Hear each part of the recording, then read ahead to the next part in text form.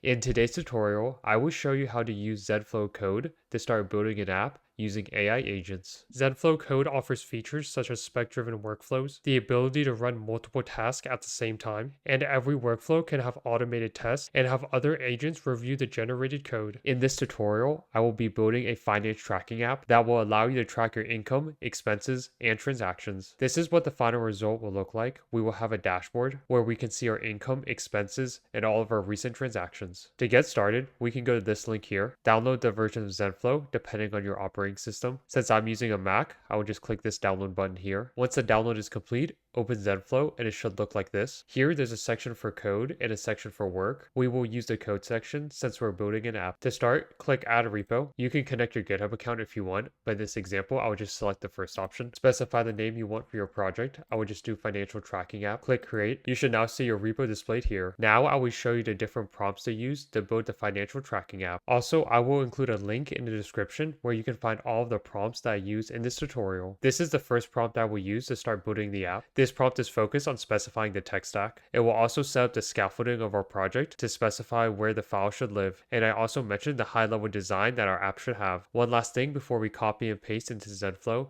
is that we need to sign up for a Zenflow account. We can do that by going back to Zenflow and in the bottom left, just click profile, sign in, go through the sign up process. I will use Google in this example and select my Google account.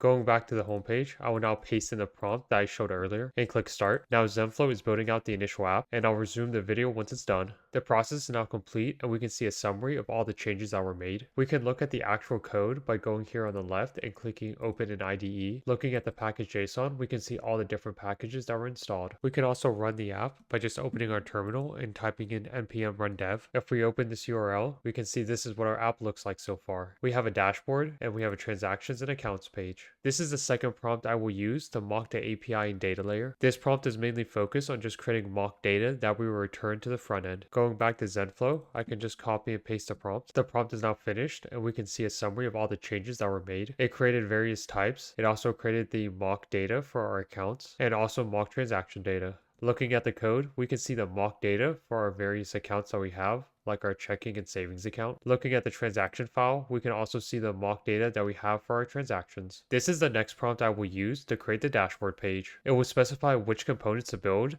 and what rules to follow. I will copy and paste this prompt into Zenflow. Here's a summary of all the changes, and we can see that all of the dashboard components are now built. Looking at the code, we can see some of the components that were built, like the net worth card, the stat card, as well as all the other components that you see here. If we go to the React app, we can now see all of the components that were built and they are displaying the mock data that we created earlier. This next prompt will build the transaction page. It will have all the features listed here as well as the rules to implement them. I will copy and paste the prompt into Zenflow. It's now complete and we can see all the changes that were made. It created two new hooks, one to update the transaction category and one to add a new transaction. It also created the entire transaction page using the mock data. If we look at the React app and click on the transaction page, this is what it looks like now. We can filter the transactions by different categories. So for example, if I click housing, we can see just our housing related transactions. We can also create new transactions by clicking add transaction. I will create a new expense. So I'll just do a negative amount in this case. So I'll do negative $56.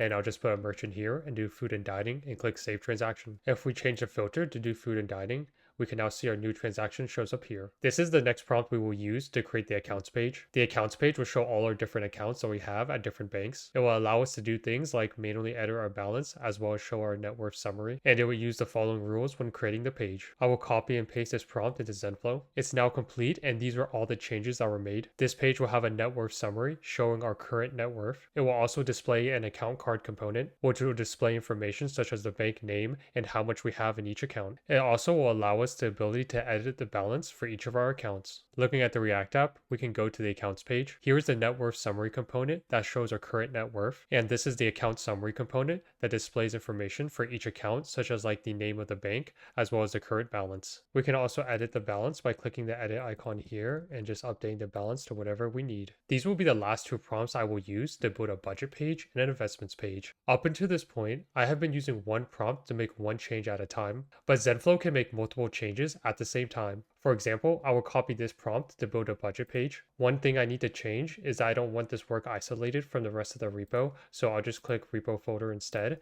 paste in the prompt and hit start. And at the same time, I will create a new task and paste in the prompt for the investment page. I will also update this to repo folder. You can see here that both the budget page and the investment page are being built at the same time. The budget page work is now done, but you can see here that the investment page is still being worked on. After about 30 seconds later, the investment page is now done. And if we scroll up, we can now see all the changes that were made for the investments page. This is one of my favorite features of Zenflow, since it allows you to make multiple changes all at the same time. We can preview both of the changes that the prompts made by going over here and clicking open in IDE. One thing I want to point out is that both changes for the budgets page and the investment page were made on the same branch. So in this case, they were both made on the main branch, and that way we could see the changes together. Opening the React app, this is a new budgets page that was created, and this is the new investments page that was created. One last feature I want to show is the ability for an agent to review that code that was generated. If we go back to our prompt and scroll to the bottom, we can see this button that will allow us to have the code be reviewed by another agent. If we click this, we can now see that an agent is reviewing all of the code changes that were just made. The review is now done, and we can see a summary here, as well as a list of suggestions. We can see for the first issue, there's no error state being handled in the budgets page. The agent describes the problem and also suggests a fix. It also has a list of suggestions for improvements that could be made. If we scroll to the bottom, there's a button where we can just copy this to chat input and hit enter to actually just have the AI agent implement these fixes. The fixes have now been applied, and we can see all the changes that were made. That is the end of the Zenflow Code tutorial. Hopefully you found this video helpful. If you did, please like the video and don't forget to subscribe for more.